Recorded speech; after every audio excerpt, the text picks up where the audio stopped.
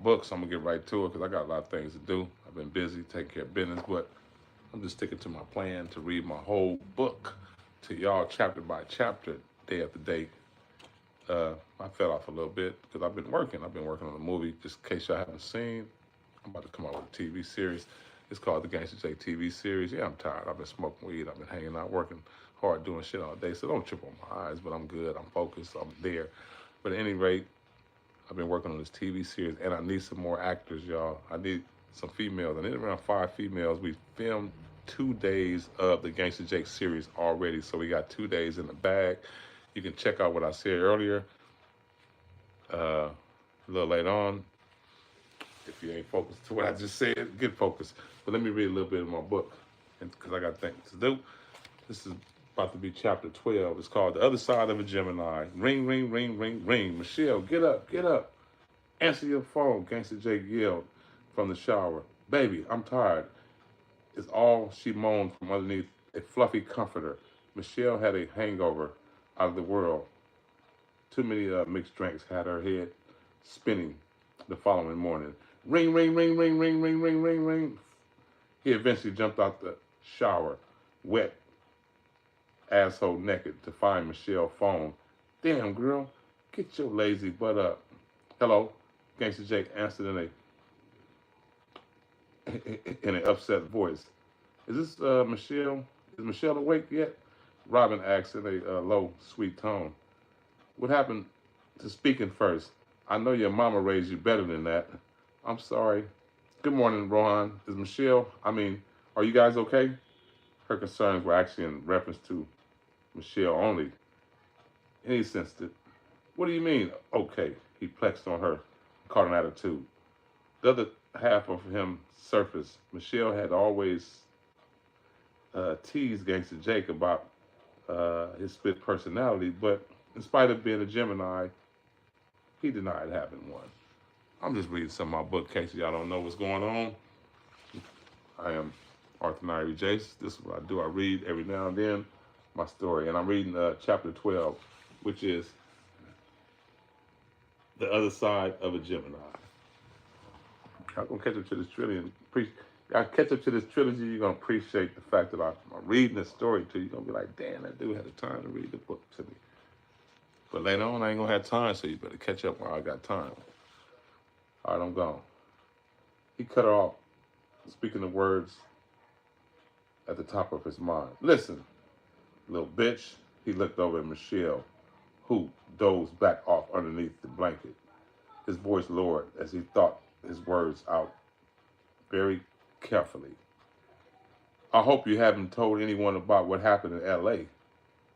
I told you what them selfish bastards did to me, and I don't know what your problem is, right?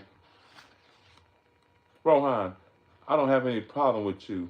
Whatever you did is your business, right? I know how the game goes. I'm not into running my mouth about other people's affairs. She talking about these 3 murders Gangster Jake just did. Catch up to the trilogy, y'all. This is a hell of a story. If y'all catch up to this trilogy, I guarantee you like the story. And also, I've been reading chapters 1 through 12 already on my page. So check out my podcasts. Check out my page. You can catch up to this here where I'm at right now. So basically, I heard that little slick shit you told Michelle when we first came to town, talking about, I'm glad you left that no good nigga. You lucky I didn't do something behind you, saying that dumbass shit. His face frowned up while a hot flash came upon Robin's entire body.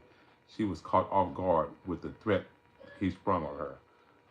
Look here, Robin. Let my name taste like shit in your mouth.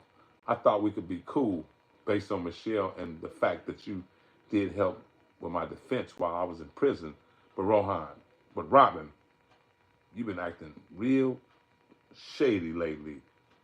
She was practically speechless. But, tears rolled down Robin's frightened face. Her voice shook, thin and uneven. Rohan, he interjected once again. I drove past your mama house yesterday. Don't give me a reason to swing back through there. She understood exactly what he was referring to. Another thing, You better act like we never had this conversation.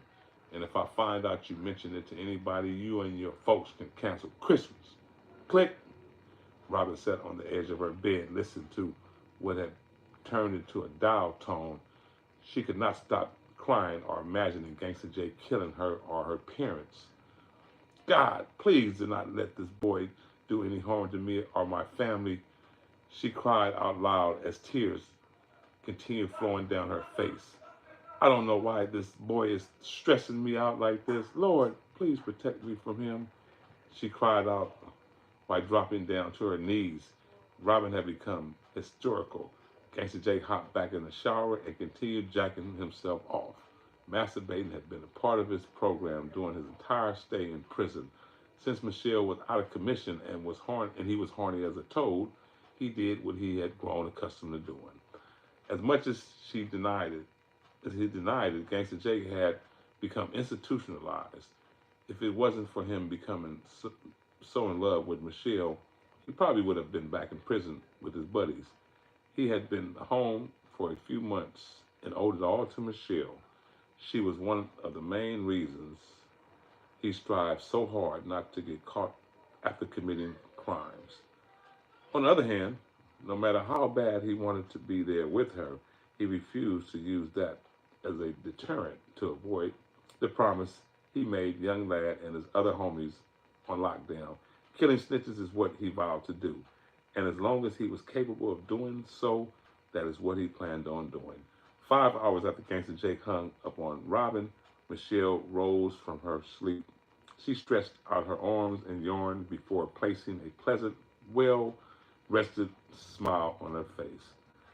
Hi, boo. Can I have a kiss? Her breath was stale from the smell of alcohol the night before. Well, guess what? Since I ain't got 1,000 people up in there right now, I'm going to read that page of the Gangsta Jay book, and I'm going to get back with y'all. So that's page 84 going into 85. Y'all be good. Take care. I got some things to do, but I promise you, I'm going to get back and read you my book. And don't forget, y'all, I'm in the middle of putting a TV series together, y'all, about a national peace treaty, about this book right here, the Gangsta Jay TV series. It's a national peace treaty about the Bloods and Crips.